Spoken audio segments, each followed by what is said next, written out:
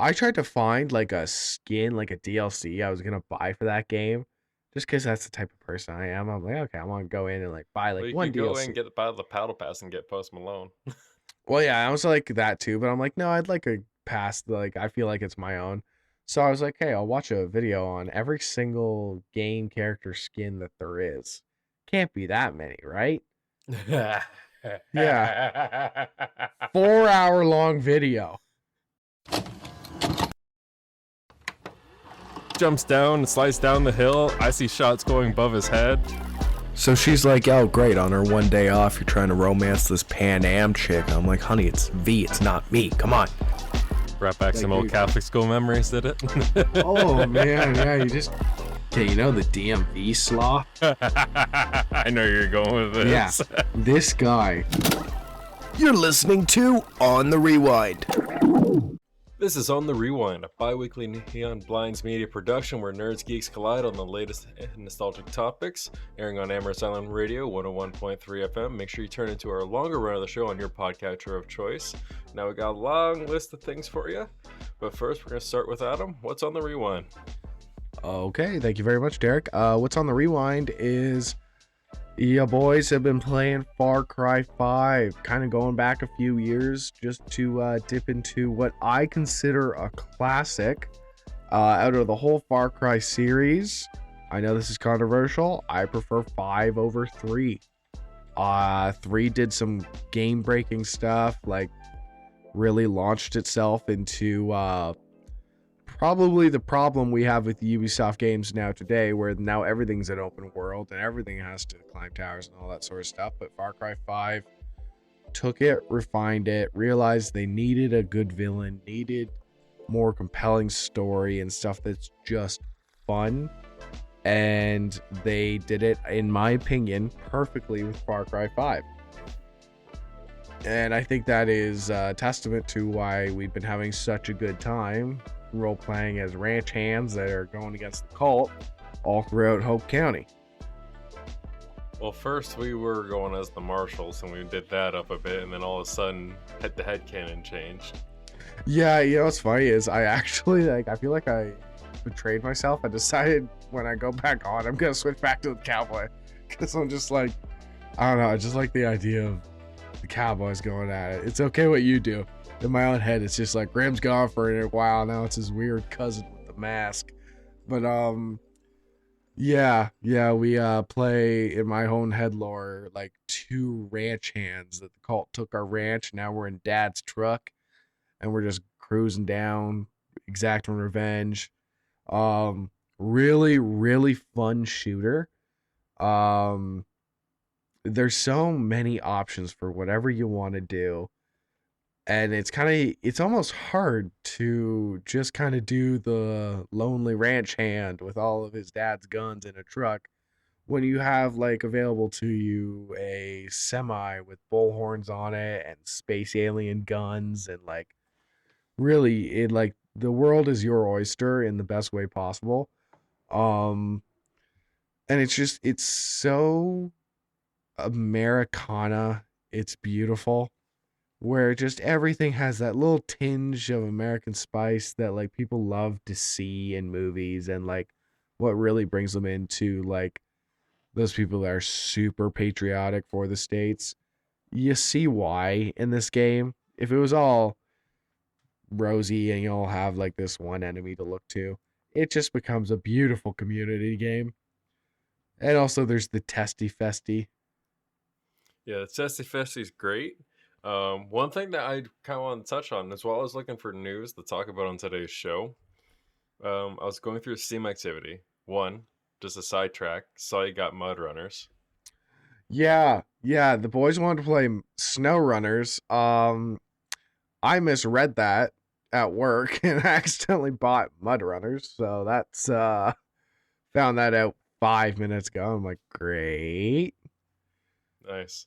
Yeah. Second thing, they're only adding Steam achievements to Far Cry 5 now.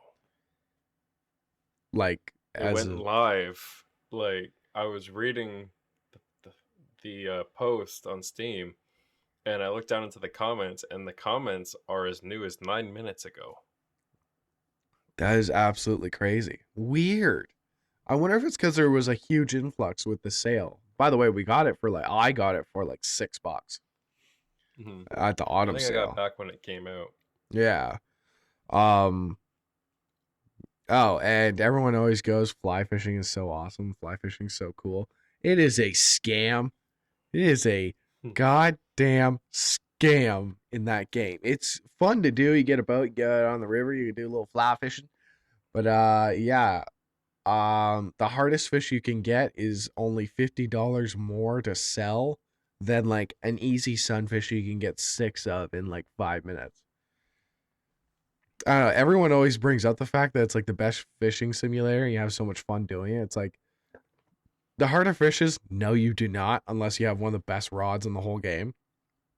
And even then, it Yeah. sucks.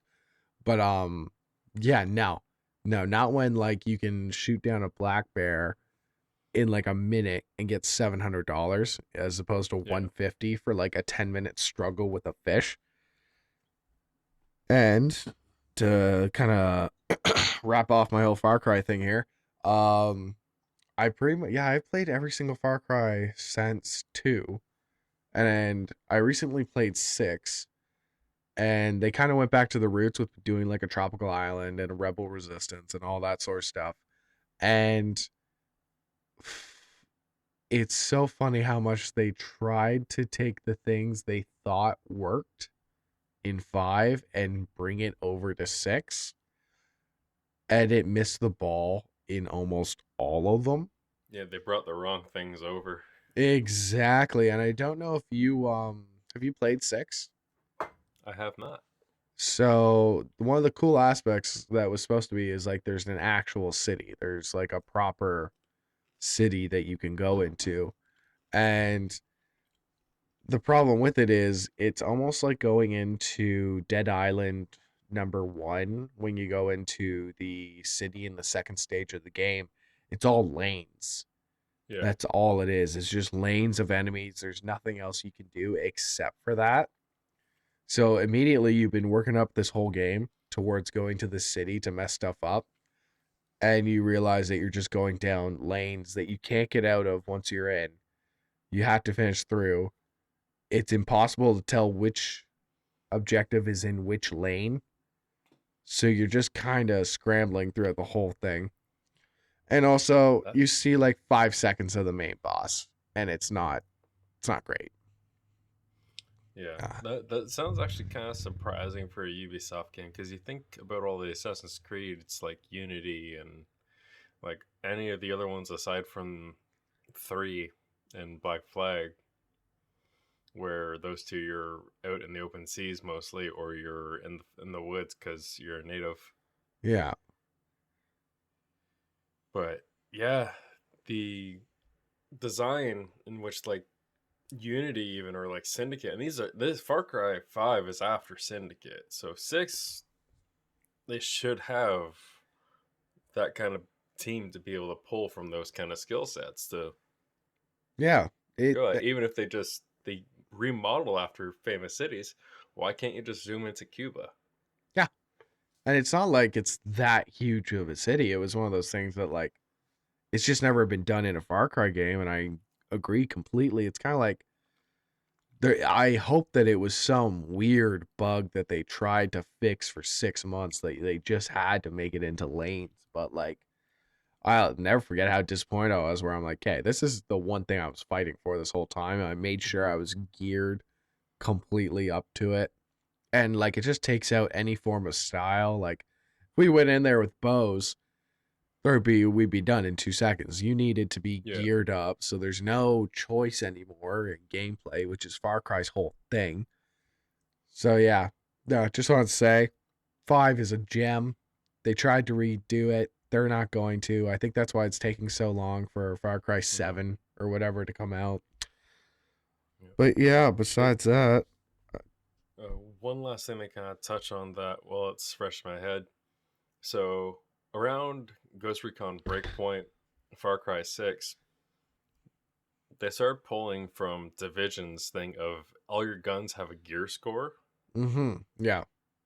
Right? Which I absolutely, outside of an MMO, hate that in my single player games or like my small co-op games. Yeah.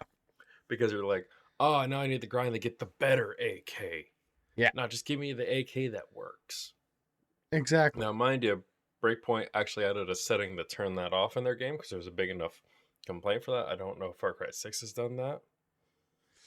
I don't believe so to this date. I think But so.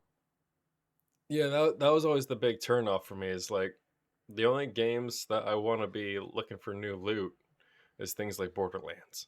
Yeah. Like looter shooters. Far Cry, in my heart of hearts, has never been a looter shooter. Gather resources to craft things, yes.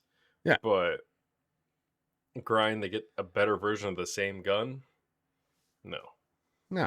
You're like, you want to get a decent gun, kit it out, and then get really good at it. And then you unlock something where you're like, okay, I don't. Starting over isn't such a huge penalty. Say you unlock the AK. You're like, okay, well, that's just going to up my ante even more. And then that's almost like a personal goal that you put on yourself to get as skilled with that. It's kind of like how we're dealing with myself, or I'm dealing with the composite bow. And you gave me the recurve bow. And now I'm like relearning the distances and doing all that sort of stuff. Where, yes, that's kind of in a similar fashion. It's its own unique weapon, right? Yeah. It's not an AK-74 and an AK-74. It'd be like the AK-74. It's like, oh, we're switching to the AKM. It shoots slower and it hits harder. Yeah. So I can't run and gun. I gotta take it a little bit slower because the fire rate's slower. Yeah. No, very good point. It's like even that difference, I'm happy with. You know me, I play Escape from Tarkov. Yeah, you yeah. can have like the same gun, as long as they're different models. I'll accept that it works differently. Yeah.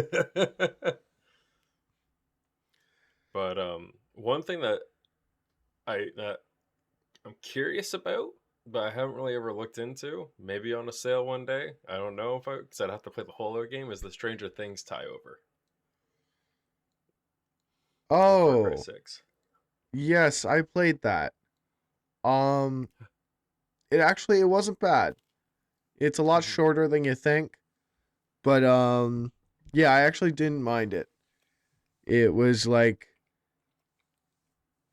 funny. I actually got into it without realizing it was a Stranger Things thing. I had no idea, and all of a sudden I'm like, "That's a Demigorgon." At least you had a reference point to know that was a Demigorgon. Well, yeah, I'm like, because there's no real supernatural stuff except for like the mention of aliens in the series a bit, or like well, there was a gods. Wildlands, Alien versus Predator. Oh yeah, and Breakpoint had the Terminator. I didn't know that. Oh, it's difficult. It's difficult because they make it as like you can kill it, but like it takes a bit. Yeah. All right. But anyways, yeah, that kind of closes off my little Far Cry rant there. Yeah, that was a significant rewind on the past, considering the games are dated. But yeah, actually, that's to a lot of the games that are coming out now where I'm excited because, like this past year, I feel like I've been really going backwards with games. Yeah. Where like I'm not excited for anything that's come out. I've been reaching way back. Like, I was playing Monkey Island and all that stuff. It's like, yeah, we're going back there. I'm trying to pull from like the classics. Sam and Max was another one that you hit up. Exactly. It's like I'm trying to like find something good because anything that came out in 2024 never really piqued my interest enough to purchase. Yeah. Well, you had Suicide Squad Kill the Justice League, which is no longer getting any support, which I'll dig into some of the news that I got for later. Warner Brothers Games Montreal is reportedly hit with layoffs. Up to 99 staff has been eliminated after the cancellation of continuing updates to Suicide Squad. Wow. Which sucks, because the Arkham series is amazing. Yeah. They just needed to keep pumping those out. I wouldn't care if it was like Assassin's Creed. You would have had like a decent, steady fan base if you put like effort in. Well, we do have the alleged they're going back to the roots rock steady with a smaller team though, so we'll see how they fare because they were also hit with a layoff a little while ago. Yeah. But so I guess that's kind of before we get into the rest of the gaming news. Have you ever had to do a second interview at a job you already have with already after probation? No, my partner has though. Yeah. Yeah. Okay, I'll have to inquire more about that after the show. But so yeah, I had to do a second interview. The remind them that like, hey, I'm qualified for more than what you got me doing. Oh, you initiated the interview. Kind of. Okay. I saw a project going on where they needed someone to braze copper pipe, which for I got into doing that for about a year. Yeah. Before this job. And I mentioned that when I got hired. I mentioned it again when I saw the setup. So obviously, like, it's one of those things, you do it, you recognize the setup. There was a coil, I saw the nitrogen tank, and I saw a acetylene torch and some gauges, and I'm like, oh, okay, they're going to be brazing soon. All right, Yeah. I should let them know that I can do that. Did that. And following up after that was just like, this apparently supervisor was trying to track me down for a week. I Finally remember, found me as I yeah. was tidying up. Yeah. And said I should stop by his office sometime. Now I tried to do it the right way, which maybe I should have just gone direct approach. Was going through my active supervisor that I'm under to like, hey, can you arrange a time for me to go talk to this guy? I don't want to leave you hanging. Yeah. I'm trying to do things right. Now mind you, my supervisor is pretty good. Everything he's pretty by the book and everything else like that. But he's just like, yeah, no, he's super busy and stuff like that. I feel like he just didn't want to bug him because there was a lot of work for the guy to do. But I ran into him on my way back from a lunch break and mentioned, it's like, hey, are you still looking to do that chat? And he's like, oh yeah. Yeah, when's today good for you? Are you going to lunch right now? It's like, no, I just came back. I'm like, oh, okay. And he's trying to figure out time. And I'm like, how's 12 o'clock? And he's like, yeah, that's perfect. And then I went back to my supervisor. Like, hey, I got to talk to that supervisor at 12 o'clock. Is that okay? He's like, yep. I'm like, man, I should have done this earlier. Oh, yeah. It's funny. In any business talks I've ever been in or any like mentors ever told me, busy guys don't want to be like you to be the nice guy and be like, whenever you need, just pick a time, whenever you want. Just tell them when. If they say no, tell them another time. Yeah. Yeah, they just want direct answers that they can look at and be like, cool, put it in. It's like, there you go. And it worked out. I had that chat. And what's interesting was a job that I worked at and I stopped working at back in, what would have been? I want to say 2018 was the last time I worked there. Yeah. And apparently it has gone around and become a rumor mill that I had just left there for this job. And Weird. I'm like, and I had to clear that up because during the interview and all that, he's like, so why did you leave this place? Because it's a good company to work for. I'm like, oh, I'm surprised you're asking about that. It's like, well, you just came from there. I'm like, no. And I explained, it's like, well, here's a summary of my most recent work experience dating back from then. Like, kind of walked him through the steps and everything I did, including putting myself through the welding school. Yeah. And then he's like, oh, and he actually was more relieved. Well, yeah. Because when you hear about someone leaving a good company, I told him, it's like, no, I left when I was like 20-ish or so. It's because I thought I could do better somewhere else. It was a young man thinking he could do better elsewhere. And was I right? Kind of. Did it bite me? A little bit. But I got more skills to show for it and more experiences than I would if I had just stayed there. Yeah. And explain that. He's like, oh, okay, because it makes sense. Like, you see a 20-something-year-old, that's his first factory job. He lands a good one, doesn't know what a good factory is.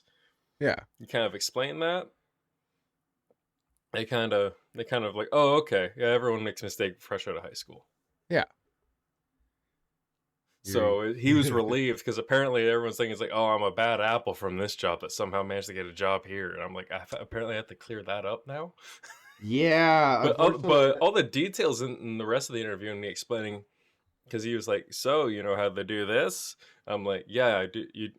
It's like, walk me through this process. I walk him through it. He's like, why? And I'm like, okay, no one's ever asked me why before. that's You just do it. so funny.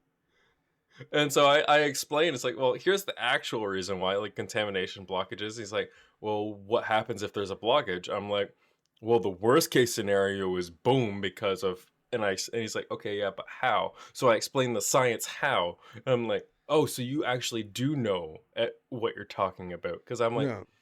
he led me into the question to having to talk about the integrated to the chemical reaction of what's going on inside when I'm brazing. And I'm like, I've never had to think this much except for when I had the right tests on theory in welding school.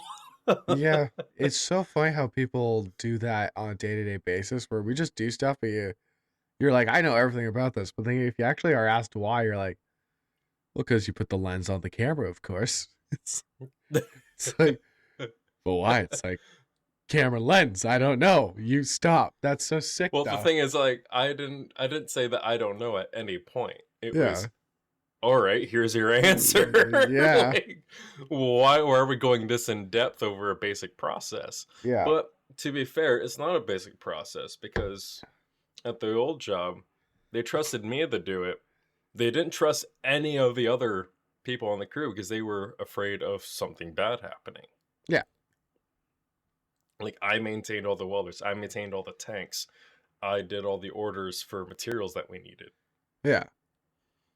I was trusted in that regard. So I was trusted to take on this new task. Sick. But now when it comes to this, it's like, well, you know what? I wish we had to sit down a couple weeks ago. I'm like, yeah, I thought we were gonna.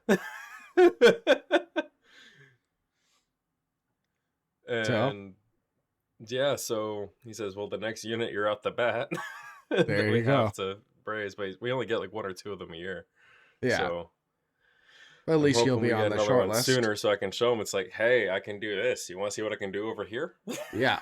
But yeah, at least you got FaceTime in. Yeah, well, the thing is, though, at the last job, it's disproportionate, right? I got thrown into the ocean on everything new constantly. So the fact that I've been in the same spot doing the same things for 3 months feels like I'm moving glacial slow. Yeah. When in reality, I'm still going through normal paces at a test rate, but the old job, I got thrown through the ringer and came out the other side fine. Yeah. So I was ready for the ringer again, and that's not what's happening. It's slow, very slow. Yeah. Because I'd only get like maybe 2 days of training on the old job and expect to know what I'm doing. Yeah. Which is crazy. Yeah. But I was used to that high speed, volatile thing where it's like, if you don't succeed, you're going to get fired. I've also noticed, like, I had someone say, it's like, hey, I need you to come help me over here. I'm like, no, my job is at this bench because I can't let this bench slow down. Because in my head, at any point, if you cause a bottleneck or a slowdown, you're out of there that week. Oh, yeah, Stockholm syndrome. So I still have a little. I don't know. Stockholm is when you. Oh yeah, you're in love. Captor. Yeah. So PTSD maybe. Yeah. Post traumatic stress disorder or something. Yeah, you're a beaten kitten. Oh yeah. But no, overall, good little bit of an interview. I just wanted to touch on that. Let the good news go. Of course. While we're on the show. Hopefully this is going a lot better than the last. Honestly, anything we could have just meowed this entire podcast, and it would have been better than the speech I had last time. Well, hey, it's not gonna see the daylight. As per your request. But then he said, "Upload your audio." Yeah. Oh, that's why you did that? No. I was gonna say, dude, I'm up till like I was making 1 a.m. I was making a joke. I'm really sitting there like, come on, Derek, come on. Because we had missed the previous week too due to scheduling issues, and then I was like, yeah, we actually did it. And then yeah. All right, yeah. All So right. there are some lost tapes. That's kind of sick. We've been doing a podcast so long. We have lost tapes. Yeah. That's kind of cool. I've kind of always wanted to Turns have it. lost tapes. Do we want to shove that one into the ethos? I wouldn't mind. Oh no, it's just like it's gonna be somewhere on a drive one day. And I'm gonna put so much effort into editing it. It's gonna have sound effects every 10 seconds. It's gonna be great. It's gonna have soundscapes. Yeah, not even soundscapes could have salvaged Yeah. my incompetence last one. But all right, so Oh, that's a sorry. little bit of the good Real news. quick. Yeah. Actually, not to make you feel bad, but I do put Oh, notes into my phone for like editing and stuff like that. And okay. where is it? 9:24 stammering. 17:36 stammering. 24 minutes long pause. So Uh-huh. yeah, you. By the way, anytime I put stammering, you were saying you were stammering. God, yeah, I Yeah. love. No, it's fine. It's cute actually. It's great that we have lost tapes. Anyways, I think you're about to introduce You the say it one. cute every time, and I just think it's like, yeah, he's just saying Yeah, you it. look cute. It's Look at this. aggravating. Like, he's making me edit this. Ah, Yeah, no. choking like Bart or Homer on Bart. Oh, Yeah. there's a swear at this. And see how I just write in a little note ski Yeah, right there? yeah, 'Cause yeah. just, Nice little quack or something yeah. like that right there, just to cover that up. Actually, I want to start doing that. Doing something other than the beep. But, all right. So I think we're going to introduce our main topic for this episode. Take it away, Senor Derek. Game Awards. So up to bat, we got Thick as Thieves. Now, to be honest, I thought this was going to be the sequel of Sea of Thieves, but actually, it's not made by Rare. It's developed by Other Side Entertainment. It's also seemingly, and this is going to be a weird one, especially on an audio format. PvEVP, which is player versus environment versus player. It's a heist where you're competing with other heisters. With 4 classes of the ones we got to see in the trailer, which was really sick, by the way. You should definitely check it out. Stealing Adam's line right there. Haha. Yeah, that was sick. We got the Chameleon. And we have the Hood, which seemed the most interesting to me. Hood seems to be your hooded with a long scarf, kind of with a billy club, vigilante kind of style. Chameleon seems to be the wine and dash blending in with the guards, maybe high society. And lastly, we got to see was the Spider. Yeah, which what was the spider? Like, what was her ability? Not too sure, but I think it might be similar to what we saw with our character, considering they shot like a grappling hook. That could be considered like the spider web being shot. Yeah, no, our character was kind of the coolest one with like the darts and all that sort of stuff. We got to see the most, anyways. Yeah, so they didn't clarify which one was the character Yeah, class. They never did like a turnaround camera and say, "Hey, we're this one." yeah. But there is a 4th class that I don't believe was announced. But we're hoping for some co-op. What are your thoughts on it? Oh, I think it looks really cool. I love the graphic style of it. It kind of reminded me of like Wolf Among Us, more like Dishonored style. Um, Sea of Thieves actually kind of close too, just with how like the bodies look. Um, really interested. Kind of it. Well, this is my personal opinion of how I like to play games. Kind of stinks that it is like player versus player. Because, I'm I'm a co op guy, I'm a single player guy. Fighting against people, why don't we just hug and hang out? That would just be my thing. Let's not steal anything. Let's just talk about our lives and where we want to go with our lives. But besides that, no, it actually does look pretty sick. I pray to God it is not randomly generated. Like procedurally generated. I'm hoping that like there are like a little more meat and potatoes too when you get a something heist. more of a handcrafted.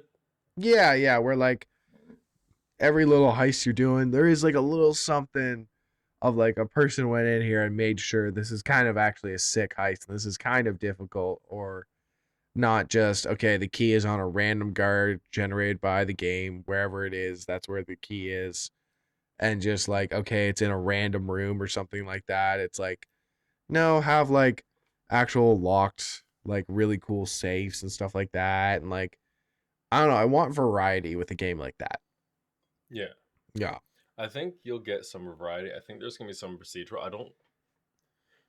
The maps look very well crafted, at least from the trailer point. Yeah. Remind you that's kind of hard to grab because it was gameplay feature with a little bit of editing to kind of turn it into like a more of a fancy trailer, almost like a Borderland-esque Yeah. slideshow when you introduce a character. But with how they designed it, I agree with you where it's kind of they have the Dishonored city landscape, the Sea of Thieves kind of artistic style and the character detail, like especially the swiggles and the hands that you got to see, kind of like the facial features and the way it was sculpted. Yeah. And kind of like if you took the Unreal Engine 5 and then really upped Sea of Thieves palette and slam that over top of a Dishonored city, especially like even like you got the guards wandering, they're all over the place, so it really gives you that as like, oh, this almost kind of feels like a cartoonified Dishonored. Yeah. But it's turned also less plague magic and more thieves tools and maybe some magician tricks with like disguises. Yeah. Yeah, it feels more practical. Yeah. Really excited for it. Mm-hmm. Yeah, no, that's something I hope they have at least duos. Yeah. Where you can have like trios, which they might, because that's a popular take on that Yeah. stuff. Not so much the 4v4, but like the 3 teams of 3 or like 6 teams of 2. Yeah. That was kind of the game we had in common on our list. Kind of on the artistic style. We got a huge trailer of Borderlands 4, which was, in my opinion, more impressive than anything we saw from 3. 3 played on a lot of nostalgic, hey, here's the characters that are still alive. Yeah. Yeah, I wasn't impressed with 3 at all, to be honest. Yeah. It just felt like a cash grab. But Borderlands 4 has kind of got like more of a cyberpunk horror. You're seeing psychos either being ripper docked into something new, or possibly dead ones being ripper docked into something back to life. Yeah. Or even just more robot than human. So it seems like there's someone kind of transforming Pandora. It's like the wasteland back into something. It's like, I'm going to fix it my way in a very kind of horror kind of style, which has me more interested than I was in 3, like I said. It seems more visually compelling. I haven't played any of the recent spin-offs, like the Tiny Tina's D&D version of they had like 2 of them that were like the D&D thing back when like Roland had first passed away from the second game. Yeah. Based in, and then 1 that was its own thing after 3. Which is crazy. I thought you would have loved those. I just haven't bothered with them, to be honest. It's a D&D game. Borderlands isn't something. It's a co-op game though. You gotta have people to play it with. Yeah, I guess that's fair. I played the crap out of them in high school because I had people to play with. Yeah. Actually, I played 1 and 2 with my uncle back when I was little. Those were good days. Sick. Good uncle, not creepy uncle. Just to clarify for the audience. Yeah. Just my little joke there. Well, now they think it's a creepy uncle. Oh. Yeah. So they promised less toilet humor. The devs in a recent article, as well as and it's going to be better writing than all the previous entries, with having the best humor. Kind of like, well, 2 was great. Yeah. Like that was kind of like 2 is writing wise is better than 3. 3 just has better gameplay and graphics, but the story and everything, it was severely more compelling in 2. Yeah. Like 3 had the most terrible writing. A lot of it was also to do with a lot of the staff on 2 were unpaid voice actors that worked on the game or were friends and families of the developers. And 3, they wanted to get paid. Yeah. And the one CEO is like, no. And then a good chunk of people refused, including the original voice actor of Claptrap, Which is crazy. which caused the whole thing. And they even we did a whole weird writing joke bit tearing Claptrap's original voice actor apart. And 3, which was in poor taste, but Yeah. they did promise for the best writing than all the previous entries. So we'll see what they have to go there. I'll believe it when I see it. It's probably Yeah. not something I'll pre-order. It's probably something I'll wait till there's a good amount of content out on it to kind of see how they did. And I don't know, IGN reviews are a little biased nowadays. They're kind of boughten more than realistic, so you kind of have to find your independent that you like. Did you have a game you wanted to squeeze in? Okay, yeah, there was one called Stage Fright, and this is kind of perfect to squeeze in there because we didn't see too much of it, and they almost made a joke of that where the characters are in a theater and you just see their faces watching the trailer. And they're like, "Oh my god, there's so much gameplay, it looks so sick." It is a split screen co-op game, so I am looking for something to play with my partner. Looks cartoony, looks fun, looks like split dimensions split down the screen, but you help each other in each other's dimension type thing. And that's all I can really tell you because that's all we really saw of it. But the fact that it looks, if not AAA, AA quality of a split screen game, I'm more than enthused about it. Because yeah, we don't get that love anymore for those type of games. Yeah, it's like what Kotaku calls like a indie game nowadays, even though indie is more like AA. Yeah, exactly. It's I like, guess they call Power World an indie game, and I'm like, it's not really an indie. nah, no. Yeah, I guess it's all about like, oh yeah, we had this conversation one time actually. But yeah, no, super into it. Derek and I were talking about this beforehand. He brought up that there might be something about going over your stage fright with a microphone. Had no clue about that. just something I heard about from the grapevine. Yeah. So, and that's just it. Like, I'm just kind of interested in it based on it being just a split screen game. You got me right there. And that it looks like decent quality. So, there is still a lot up in the air. But art style looks fun. Looks like it'd be a fun time. And looks like it's not too difficult for my partner. And that's the key right there. That's the sweet spot I need to find. Yeah, I got a bizarre entry here. Catly. I think you might have seen this one. It's the one with the whole all these cats in this weird purple pink kind of lo-fi environment. Oh yeah, I saw a post on that. I never actually saw anything about it. Well, you should definitely watch the trailer. Yeah. Not because I want you to play it, but because has high fidelity cats with seemingly ungodly customization, and will also work with your Apple Watch for whatever reason. It's looking like they're trying to shape up to be the new modern Nintendo dogs or That's all I Tamagotchis. was thinking about. Yeah, was Yeah. Nintendogs. Yo. But the eyes are very off-putting. Like they look like they're gonna possess your children. Ooh, okay.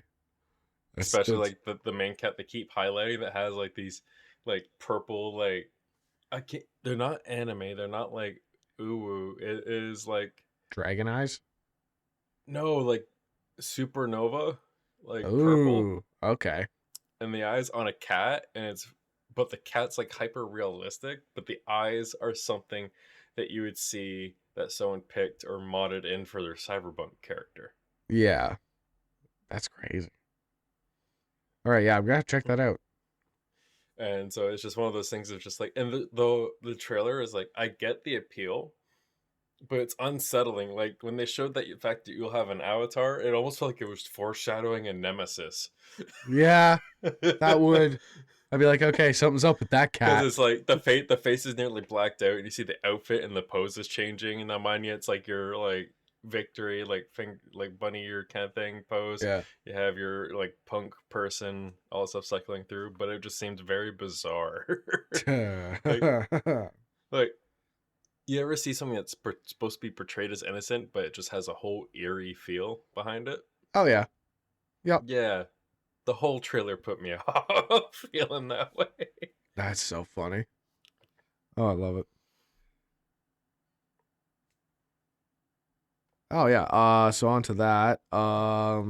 It's kind of funny. I'm desperately looking for something to play with my partner, which brings me to I think it was called Splitverse. Yep. Yeah. It was made by the same people Or that is it Split Fiction? I'll have to double check. yeah, it's one of those. But it was made by the same people that made Takes Two. Which you haven't played that. Definitely play that. They do a cool thing where you only have to buy one version of the copy to play with a friend. So that's just awesome. It's like a wholesome thing of just, yeah, we want people to play together and you're going through a really nice curated story. I will say they did show a lot of that curated story in the trailer, which kind of sucks, but it's going to be working off of its gameplay mechanics. The mechanics change and evolve, actually. So they change each round that you're going through this like story, and then they evolve in each chapter of each story, which is kind of cool. Mm-hmm. For example, you start with like a baby dragon, which has its own power, and then by the end of it, you're riding this huge dragon. And on that note, to give like a quick synopsis, and I'm not spoiling anything if you watch the trailer, you are two people that are going into this virtual reality type thing that's more real than life. It's all like you do a test beforehand, so you generate everything that you're interested in that you want to go through.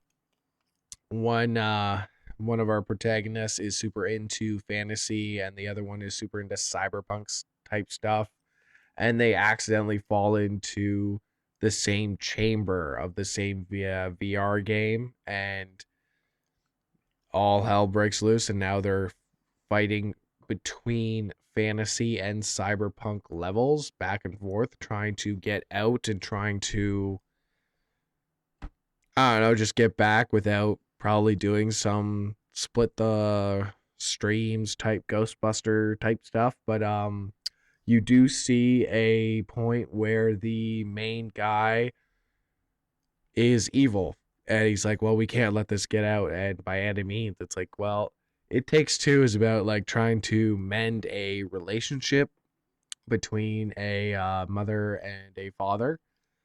So you're gonna really have to make me care about these characters to hit these levels, and I don't know if we can yet, looking at it, because I don't really care. Yeah, I was kind of I was kind of feeling about it. The game is called Split Fiction. Thank you. It is developed by Hazelight Studios, published by Electronic Arts, same as the It Takes Two, and that was kind of what I was feeling. Is like, I think part of the thing that made the first game so popular was because it's such a common concept to the average person. The folks are fighting, they're splitting up and stuff like that, and it's this whole thing of this dream of this one kid that doesn't want them to split up. That wants them to mend things. That's done in a very creative, classic kind of like PS2 action game trope, like puzzle game, like something you'd see like in Ratchet and Clank, but turned into this kind of environment Yeah. of these yarn voodoo doll creations of that the souls of the parents are into, that hey, you gotta make nice before you get to go back to your bodies. Yeah. That devolves into a huge gameplay. And I mean, like, there's boss fights, there's interactions, there's puzzles. There's probably gonna be plenty of that in Split Fiction, but you have a sci-fi writer and a fantasy writer trapped in the same echo chamber. It's going to take a little bit to try and get compelled to them. But if the story isn't compelling enough, the gameplay features in itself is at least going to be one of those games that the gameplay is 10 out of 10, the story might be where it varies on its rating. Yeah. Yeah, Because because how do you make people care about writers? People don't care about authors today. yeah, and from all accounts, they don't really seem to know each other. From like when we see No, their they're first interact. strangers. Yeah, so it's like, yeah, I guess you're gonna have to care about each individual in their own individual respect. But Hmm. like that's such a hard place to start from when you could have just written it as some sort of relationship that you're trying to work on, or like trying to Yeah. like, yeah, at least you like care if the other person falls or something like that, or like banter. I don't know. Well, I think the other element that they're trying to bank on that's going to hopefully be compelling to their audience is that split between sci-fi and fantasy getting combined and converging over each other, kind of like the Ratchet and Clank. The last game where they had all the rifts apart was the Yeah, game's name, right? Where there's yeah, all these different rifts and stuff like that. I feel like it's gonna be a similar kind of take, but each rift is gonna be between the sci-fi and the fantasy. yeah. So that's where some of that banter actually might come in, where it's like, it's obviously they're from two separate worlds of fantasy Mm-hmm. or whatever you'd like to call it, where they build their writing from. But yeah, yeah, very interesting in that one. Mm-hmm. Okay, so um, kind of another keeping on the sci-fi themes. We got Intergalactic by Naughty Dog, their latest IP graphical benchmark for sure. I mean, it kind of had me interested on the facial animations alone. It was kind of a tame trailer at first. You didn't see too much. It was just someone kind of vibing in space, waiting for a call, relaxing, and you can see that they were impatient and they're kind of waiting for something. A phone call comes, and you see them emoting very like. That's the one thing Naughty Dog's got down pat is facial animations. Yeah, Like you can look at any of the Last of Us games, it's there. I think the only one you can call me on that doesn't have great facial animations is probably the PS1 like Crash Bandicoot days yeah. before Well, yeah, Activision took that over. But that's back in the day. yeah. God, that's back in the day for us. Anyway, I'm gonna fast forward on that rewind. So we got like I said, but the facial animation being top notch. As for genuine interest, I'd like to see more than the plot point there because they kind of got the bounty hunter down on their luck. Maybe it's personal with the bounty they're going after because they're very keen on going after this one, and they seem to be very close by to the planet. They're just waiting on the green light. Mm-hmm. Um, and then they did a flash of a trailer of what could be. It's definitely not gameplay, but what the gameplay could be based around. They had kind of like a sword, like a metal sword that had lit up to have energy on the outside, turning it into a bladed weapon. Yeah, Um, so we might see some action sword play. I don't know if it's gonna be similar to Dark Souls or if it's gonna be more towards the Shadows of Mordor, which is kind of close to like the old Batman Arkham beat 'em up style. So it's hard to see, which I guess is kind of close to like how they did. Um, we could have seen the Star Wars Unleashed, if you remember those entries. How oh they yeah, did kind of the galactic thing, and it was like the hack and slash your way through. So it could either be hack and slash towards Unleash and maybe God of War, or it could be new God of War into the kind of Dark Souls kind of Arkham area. So it's hard to see which way they're going to go with the combat, or they could have their own unique brew because they did have a lot of range combat games more lately with you picking up the makeshift melee weapons as well as improv like crafting throwables and such. yeah, So it's kind of hard to see where they're going to go because even like the Drake and Uncharted series was primarily a shooter with some melee brawler aspects to it. yeah. Kind of a second thought. Yeah.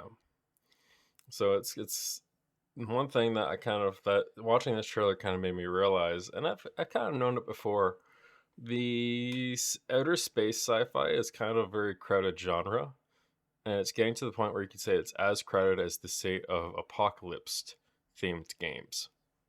Yeah, everything's To going towards where space. everyone's done it. There are some standouts, but no one has done it to the point where anyone goes, yeah, that's the GOAT. That's the greatest of all time. Yeah.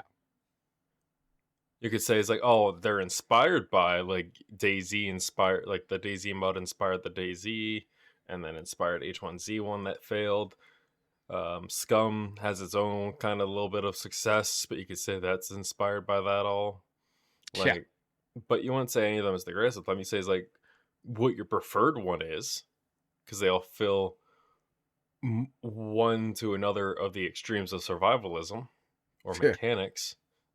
Some people might like something a little bit easier, like Dead Side, or some people might want the itty gritty. No, I want to min max my guy in Scum. Yeah, no, thank you. I don't want to have Yeah. nicotine poisoning. Yeah, but Ugh. that's just kind of where I found that. Do you have any remaining titles you want to touch on? Yeah, I actually have two remaining titles. The first one is Witcher 4. Yeah, huge fan of Witcher 3, as almost everyone was if you were a gamer at that time. We got a very, very cinematic trailer of the Siri. God, I almost blanked on that one. Of Siri, modern day Siri, which some people are upset about, but I'm sorry. That's kind of, if you played Witcher 3, that's kind of where the whole story's going, is we're playing her. And it was a concept that pretty much perfectly shows nothing has changed besides Siri's age. It shows that the world is still fearful, still doesn't trust Witchers, still is living with the old mindsets that are slowly killing themselves, and the Witchers are just watching it all happen and decide, I might as well make some money off of this.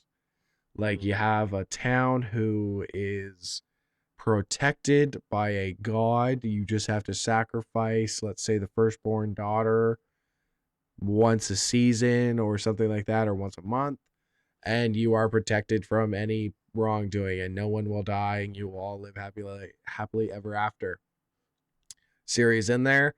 You realize it is not a god, it is just a monster who has tricked them, and she goes, gets the girl out of there, defeats the monster, comes back.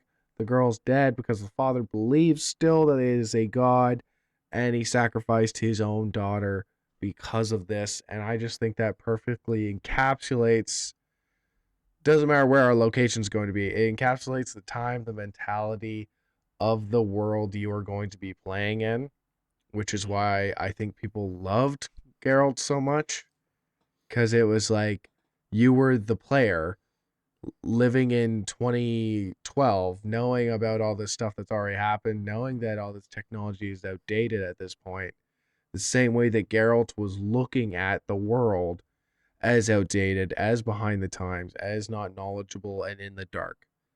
So you relate to this guy somehow in medieval times now. And I don't know, I think that's a really good tactic of getting yourself into a pre-built character, which some people don't like. Some people like to build their own, go in character customization. But I think it's going to be a hit. Yeah. So I think the biggest complaint I saw about it, now mind you, I don't share the opinion. It kind of shows, like, if you watch the original like Witcher 3 announcement trailer, Yeah. the girl we got in the game, while resembles, does not look anything like the CGI mock-up, right?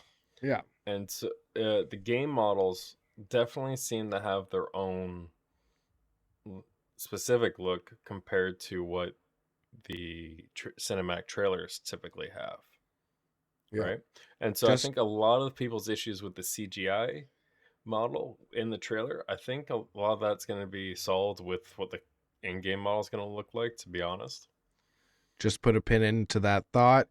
We are finishing up our Amherst Island Radio broadcast edition. Thank you so much for listening. We are going over to Spotify, Amazon Music, anywhere you listen to podcasts. That's where we're going to finish up this conversation on this year's Game Awards. Thank you so much for listening. We'll be right back. Welcome back to On the Rewind. Okay, and welcome back to On the Rewind. Thank you so much for tuning into this week's extended edition. We're over here on Spotify, Amazon, anywhere you listen to podcasts. That is where we are. You know it because you're listening to it. We just finished up our Amherst Island radio broadcast 101.3 FM, and we are continuing our ravishing talk on this year's Game Awards. Derek, you were just talking about the problem that people are having with The Witcher 4, which is the CGI aspect of Ciri. And I think you are completely right with the fact that I think they're going to fix it. Yeah.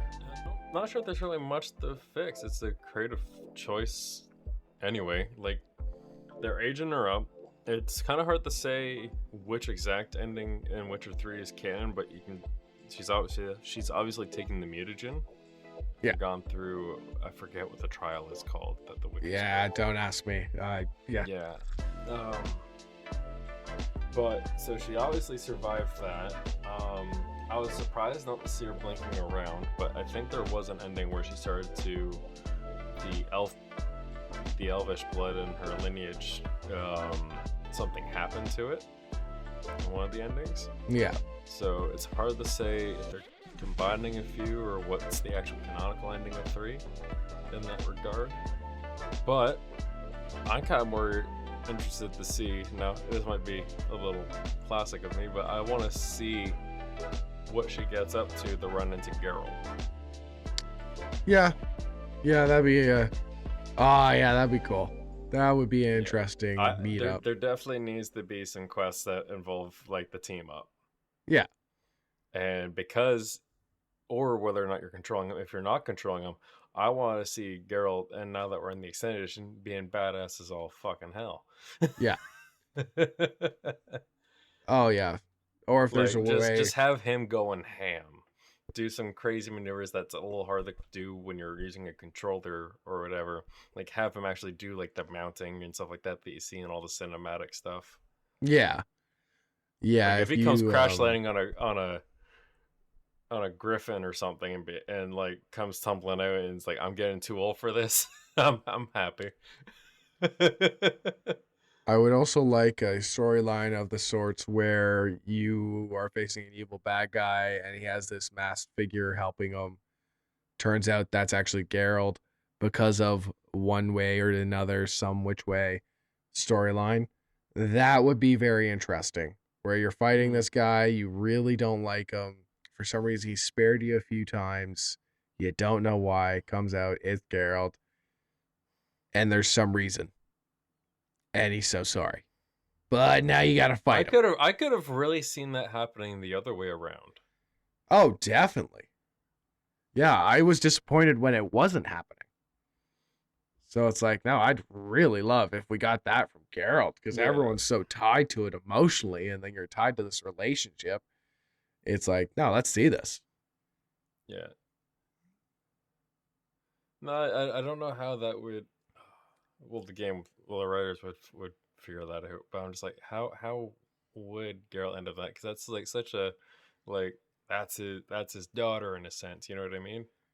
Oh yeah, it's not like he's going after Ciri specifically. Ciri's trying to stop something this bad guy's doing. I could see them being on opposite sides of the war, like a new war between the humans brewing up. Exactly. Yeah. But at the same time, I like.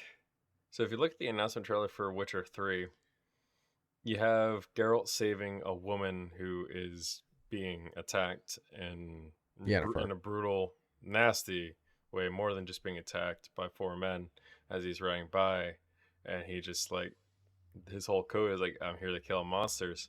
I'm like, who am I to pick what evil is evil? They're all evil. I kill monsters.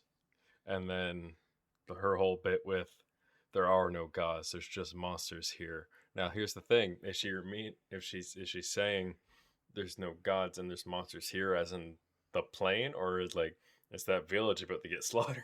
Yeah. So I'm curious to see how far deep the monsters are here kind of goes in that regard, Yeah. because they really like the show. Like the Witchers are put in this class of people that aren't people, but meanwhile they're hired and governed by these people who are like any monarchy, treat the lower class like crap. Yeah. And they really put in a world where there are no heroes.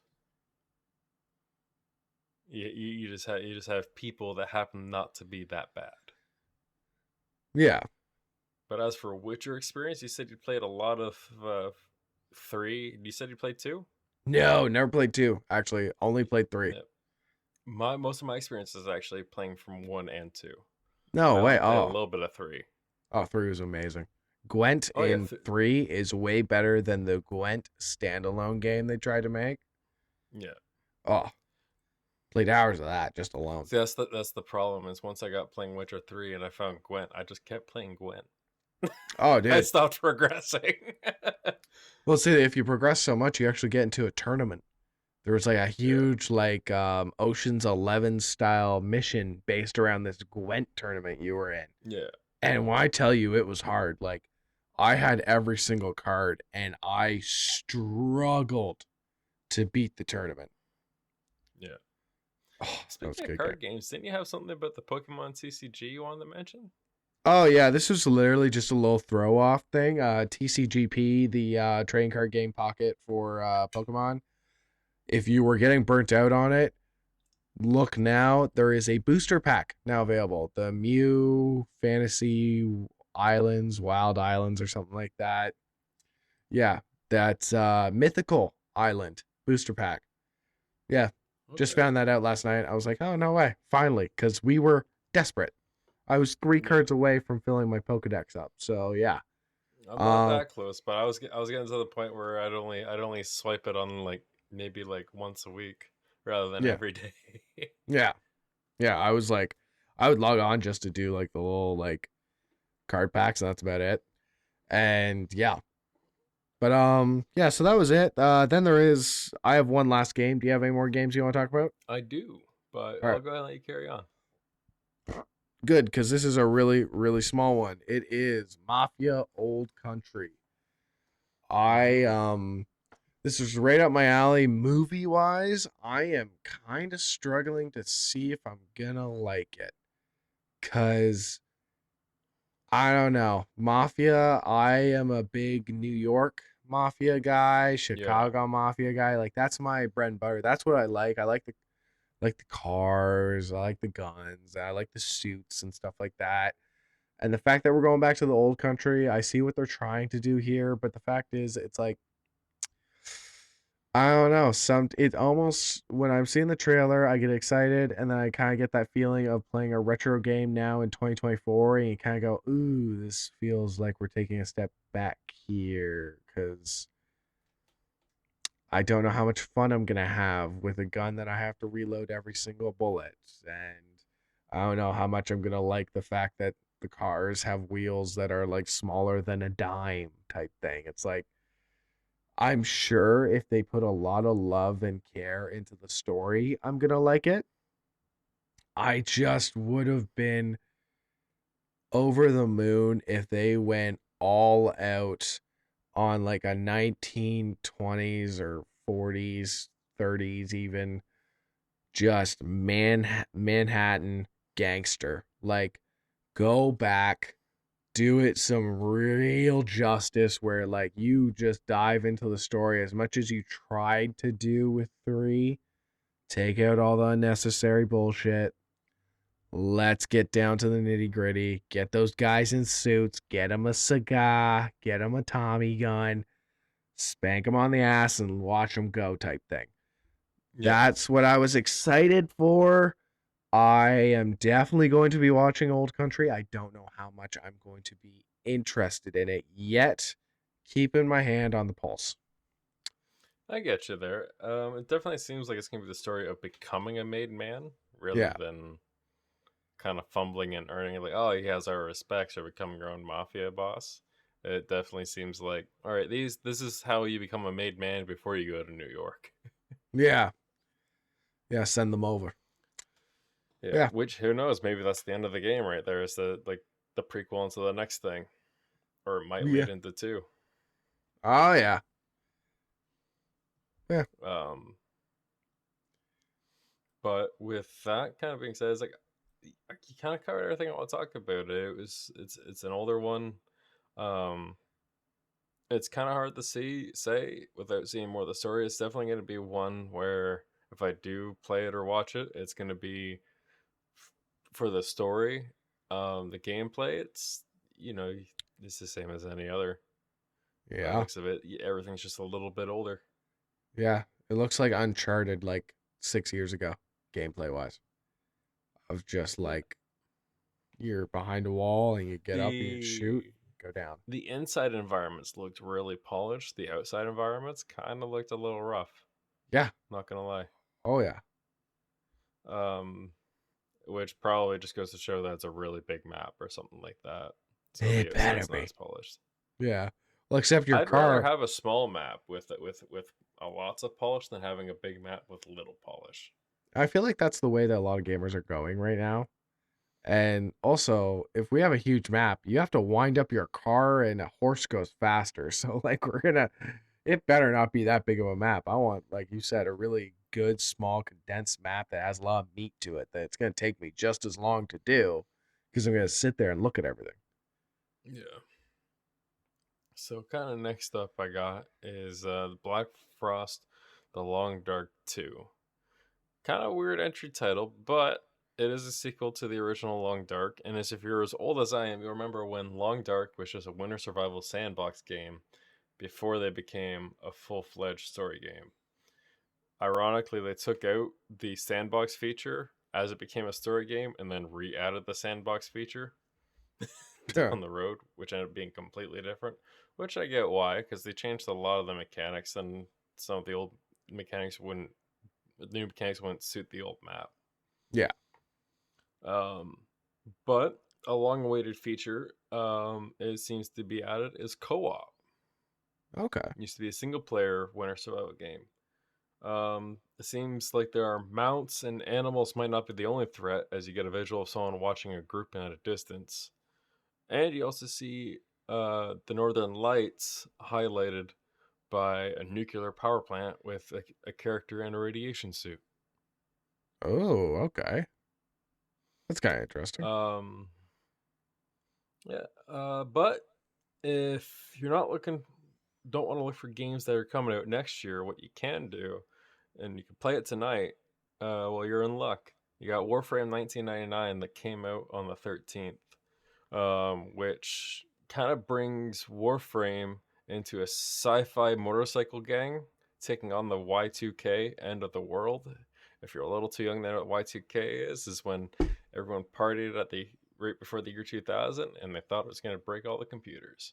So there's this weird tech virus happening, and it's kind of like New York City grew Last of Us, but all the nature is tech overlapping into the world. And a weird thing like computer cords, kind of like electronics.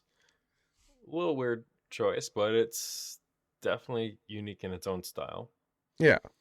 What also kind of brings in is to bring relationships between fully realized warframes that are now actual people, kind of like the early fan theories when you'd see people draw the helmets retracted and you'd see a human head underneath before we had all this divine energy with a link to your little Tenno guy. But tonight you could also hell dive into the limited update, bringing vehicles, new regions, and tougher enemies, new weapons, and Helldivers 2. Since the update, breathing back into its old high peaking player count, kind of bringing it back to its little bit of a former glory here. Which is before all their funny. Sony mishap. Did you hear what happened? No. Okay, so they had this update, right? And Yeah. if you ever played the game, they have like populations and like a countdown to like taking over a planet percentage wise. And I always thought it was very interesting how at the start of Helldivers 2, when we all logged on, it was tons of people. You could like clear a planet in an hour. So they're like, okay, we have to uptake this a bit because this is getting crazy. You're gonna finish the whole game in like 2 days because there's too many people. And they gauged it for like a reasonable number of people. So then they upped it, and then you could tell when the player base plummeted a bit. They're like, okay, let's downgrade this a bit so you still have a fighting chance with like the 30,000 or how many other people were playing. Well, the limited came back, and they lasted a day and a half, and then they were gone. They never took over the first planet that they were taking over, so they never became like a stable faction. So they got wiped out. And that was it. There was nothing else. So then they had to make an on the fly type thing of being like, oh no, they took over this other planet while you weren't looking. Don't look over here type thing.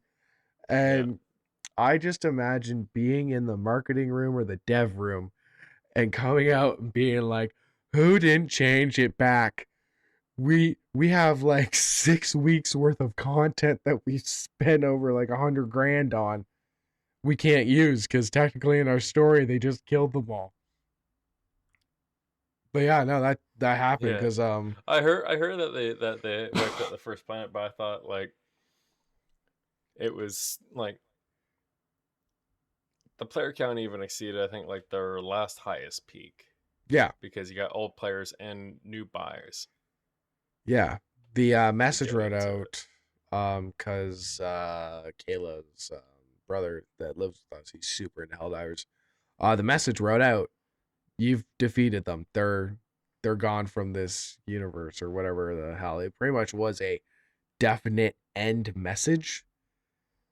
And then it was like 6 hours later, he goes, yeah, I don't know why, but they're back now. They pretty much said they were gone from the entire universe, and then it read out a "you beat them" message. Yeah, read out a congratulations, you beat them, and then it looks like a developer just went in and just clicked 4 planets and like did the drop down menu and goes illuminate, and then left, and it was like, oh, it's like all right, and now you're like facing them, and it's like it takes a bit now. And also now the bots, the bugs, and the Illuminate are all attacking a planet at a time, and the bots are like 2 planets away from Super Earth. Oh shit! Yeah, I re-downloaded it. We might have to hit that up sometime. Yeah, no, every once in a while you get a little bit of an itch, but also we have to finish Far Cry 5, Mister. Nice try. I know, and then I want to drag you into the Bayou. I know. I was actually, oh my goodness. Okay, really quick, I do want you to finish all your stories there about the games. Yeah. I tried to find like a skin, like a DLC I was gonna buy for that game, just because that's the type of person I am. I'm like, okay, I want to go in and like buy like one DLC. Go in and get the Paddle Pass and get Post Malone. Well, yeah, I was like that too, but I'm like, no, I'd like a pass. Like, I feel like it's my own.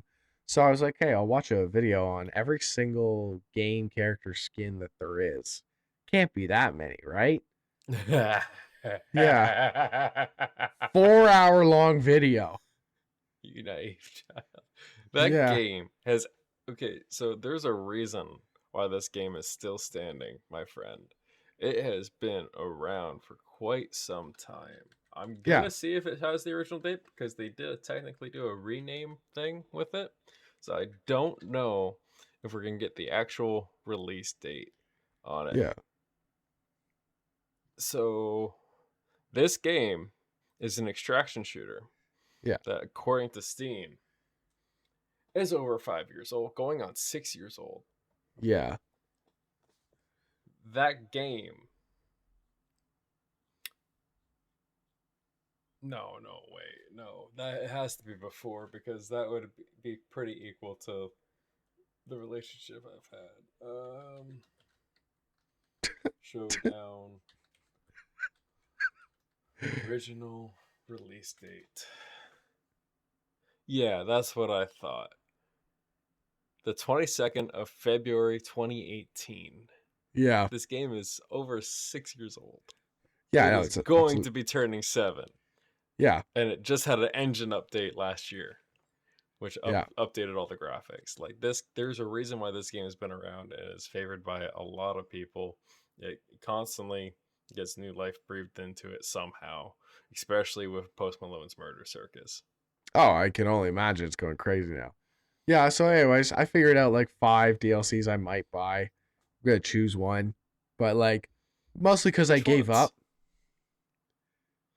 What's up? Do you know roughly? Do you know roughly what they were looking like, or do you have any of them wish listed? I just screenshotted them. Okay. Um okay, what's this guy's name? The Turncoat looks cool. Oh yeah, I got that one.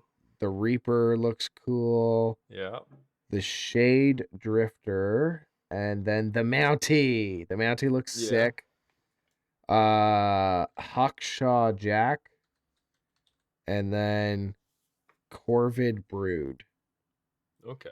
Honestly, the Mountie's probably gonna be the one I go with, just because Canadian, eh? But yeah, Yeah. It's too bad it's not like a Timmy's charm, but you know, it's supposed to be yeah, 18 whatever. little Timbit. Yeah. Yeah, but yeah. Anyway, sorry I cut you off there. What's the Yeah, other no game? worries. We got talking about the Bayou, so I got excited. All right, so we Yeah, I just could went tell over you the didn't long mind. arc. We went the hell there's so. Oh, did we miss this one? Did we talk about this one? I I'm can't waiting remember. for it.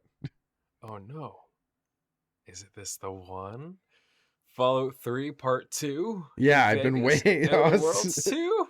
I don't want to All tell right, you. Adam, you've played the crap out of this. You go on about this. All I remember is the Moon Man and the slow Um, mo. yeah. So, a minute, just so I write down the notes. Yeah. So very interested for that. It's funny. So a lot of the gripes that a lot of people had with Outer Worlds 1 was the fact that they pretty much said, "Oh, you could do like this hunting, and you could go do this, and you could go do that." And it's like, no, it was all surface level. It kind of was like No Man's Sky finding animals. The Yeah. coolest thing you could ever do was do the story that was laid out for you, and it was awesome. It was such a good time. The only problem anyone ever had with it was too short, which is a great problem to have when you're having the game. The DLCs, by the way, just kind of off the cuff here, amazing. One's like a murder detective of like this fancy space hotel that's cool. But yeah, it's kind of awesome for the fact that I like dystopias. I like getting involved in a world. I like feeling like Dishonored, the rats, the whale oil. I like that they tell you how these machines run, how they're doing it.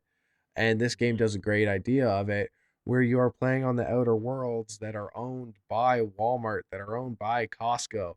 And everyone is a Costco Tonian, and you buy from the Costco shop. And it's like your town is owned by Costco. Your baby's named Costco. It's crazy. Like that is a weird dystopian world to set your game in that is so fun to be in because you put yourself already in the opposed category. You're opposed to all that sort of stuff. So I know it's going to be good no matter what. It's just want I want to be longer, and I want the story to be memorable. Because the only thing I ever remember about the story of that game was the DLCs. Now that I'm actually trying to really bring myself back to it.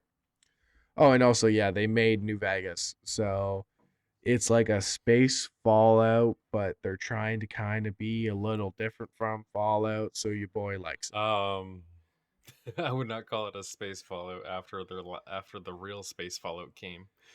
Oh my God. I would, The Outer Worlds definitely holds a light bulb compared to that candle.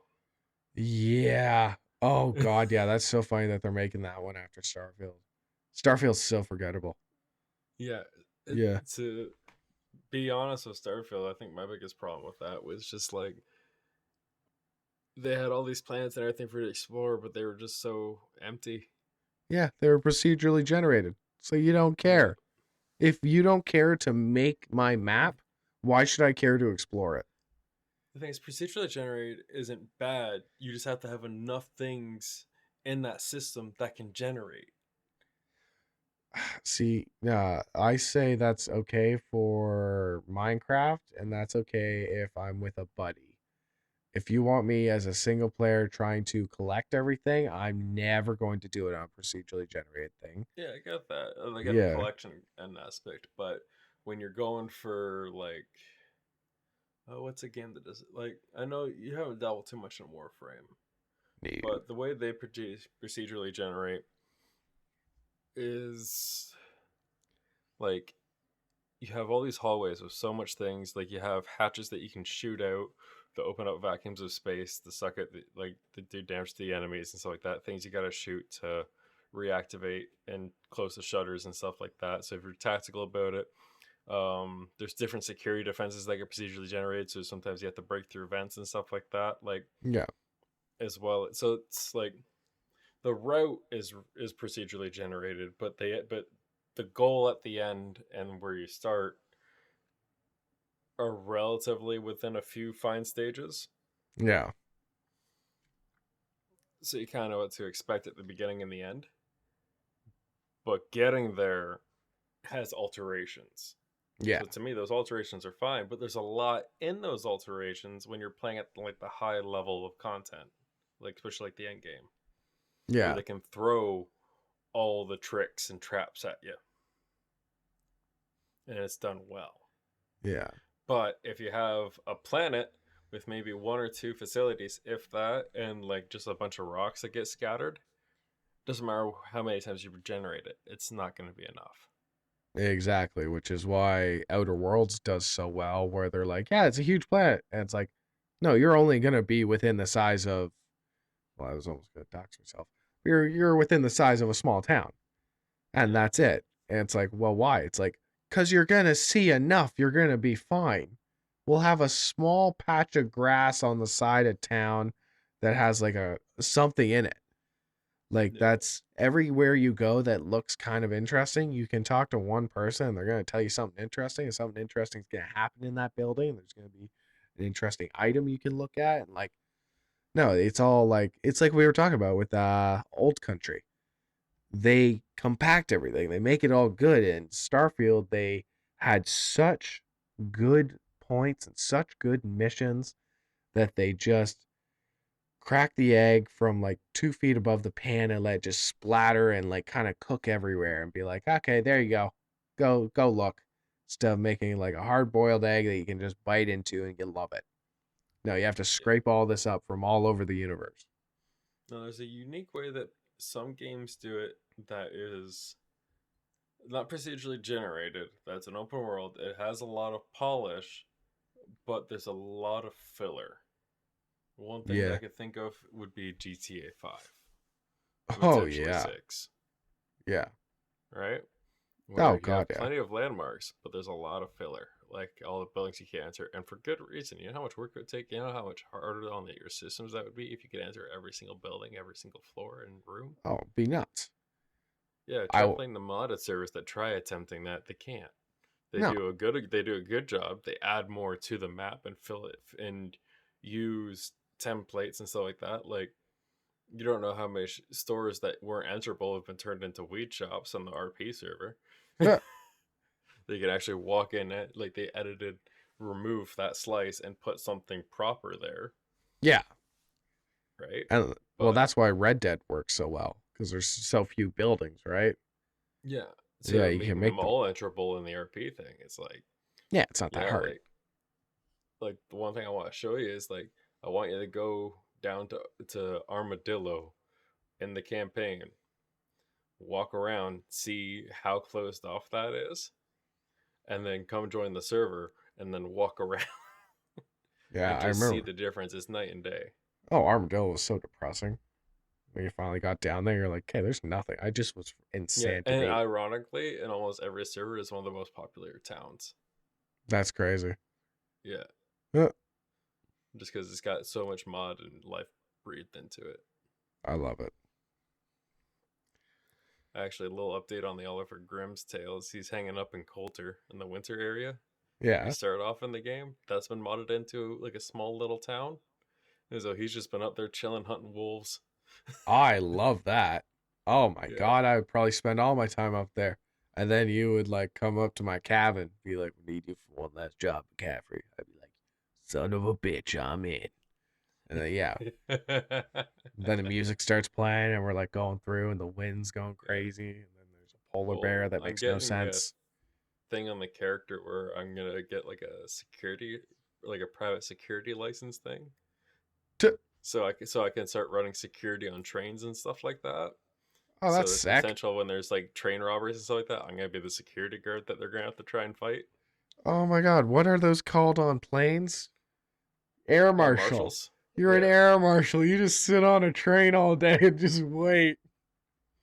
yeah. That's so funny.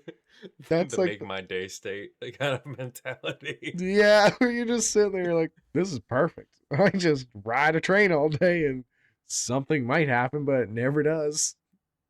I get paid. Yeah, that's like, that's the funny part is you should just, with the odds that you have, just run it in the background. You're just making bank. Well, I gotta be there because I'm gonna have to interact with whether it's a passenger train or cargo train. Yeah, yeah. But it's just, yeah. Just sit in the train and you're watching a YouTube video, all of a sudden it's getting robbed. It's like the version of you having your headphones on. Just yeah. Yeah, No, that could be really funny, but also that's an amazing job to have.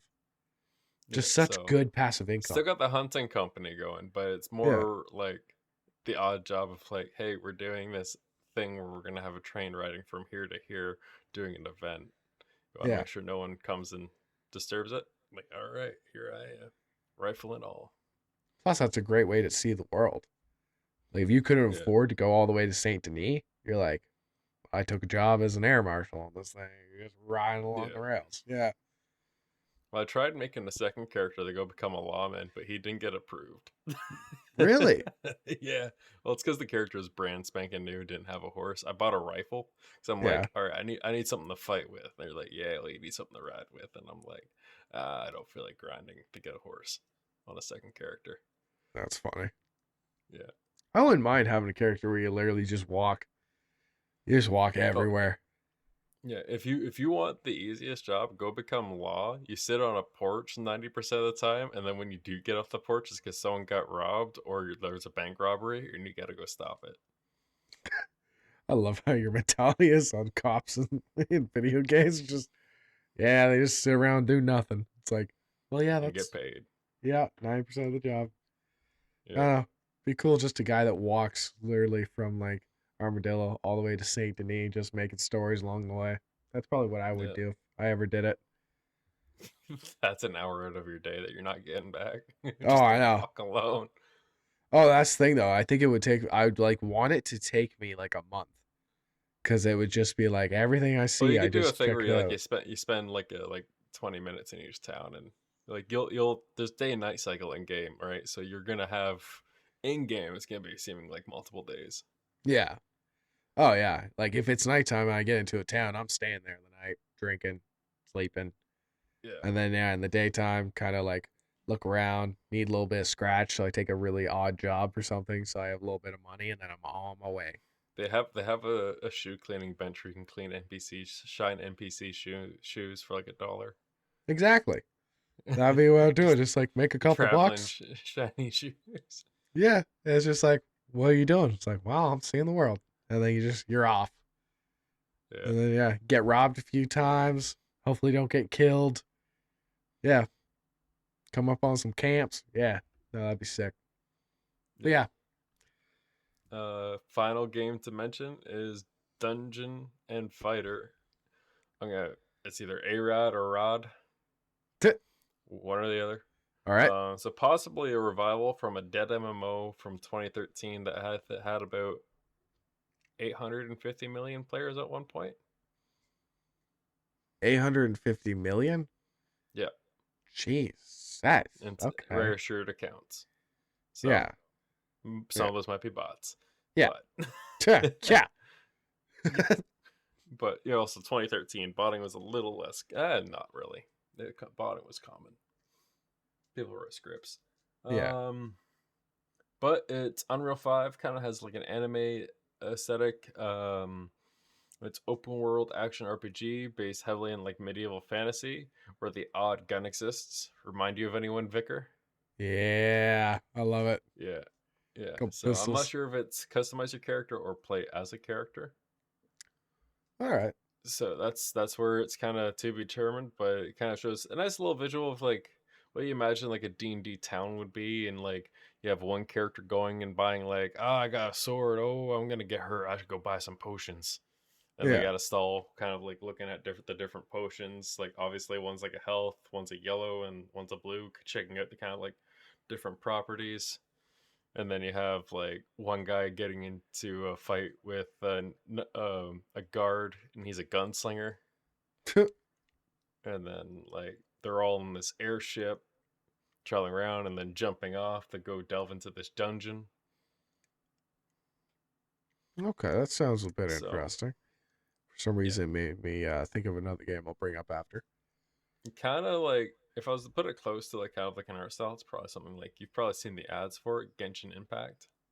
Oh God, yeah, yeah, Yeah, so it's similar to that art style, but more traditional fantasy, like D&D fantasy looking. yeah. Thank God, because yeah, Genshin Impact. Yeah, I've seen too much of it. Yeah. I think that's my only problem. And if we've never played it. Yeah. No, I've never played it once.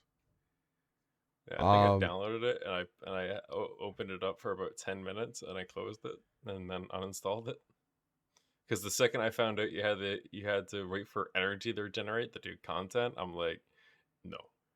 That's how I am with almost every single mobile game. You're just like, no, thank you. I do not have time, and you're just dragging out something that I could get done in an hour.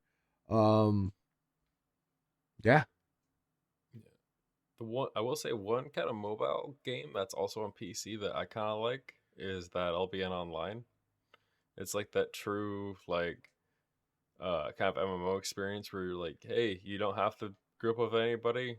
There's zones that you can operate in completely fine, do your PvE. There's PvP zones, and there's different ratings. So like you have your intense ones where yeah, you kill somebody, you can get their loot. I like the like rank 8 ones, but Yeah. like rank 4, you just get knocked down and you keep all Okay. your shit. All right. But and then there's dungeon diving. You can pick up professions like you can do like a thing with like horses and start making mounts. You can do you can become a weaponsmith, armor smither, stuff like that. It's like RuneScape but a little bit more intricate. Yeah. Sounds And neat, then though. you can also like do like convoys like, hey, this resource over here is really good. I want to make a good ton of money, so I'm gonna get as much as that, and I'm gonna travel to this town where it sells for the most. Yeah. Okay, that's kind of neat. Yeah.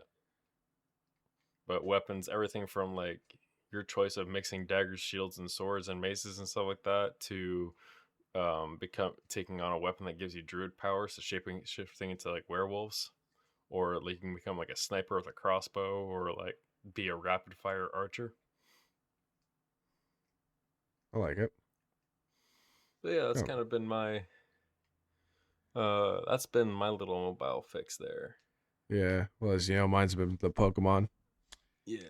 I've been looking for a new thing to get hooked onto for the mobile though, just something to kill the time. Yeah, I'm trying to get away from it. I'm the opposite. I need to stop my mobile gaming, dude. Because I just find It's myself. like one of those things. I don't know. I don't always want to be at the computer. Yeah. Game, so it's like looking for that thing that I can just like relax, play like a half hour, and then go to bed. Ah, that's fair. Yeah. I do that with buddy cop shows.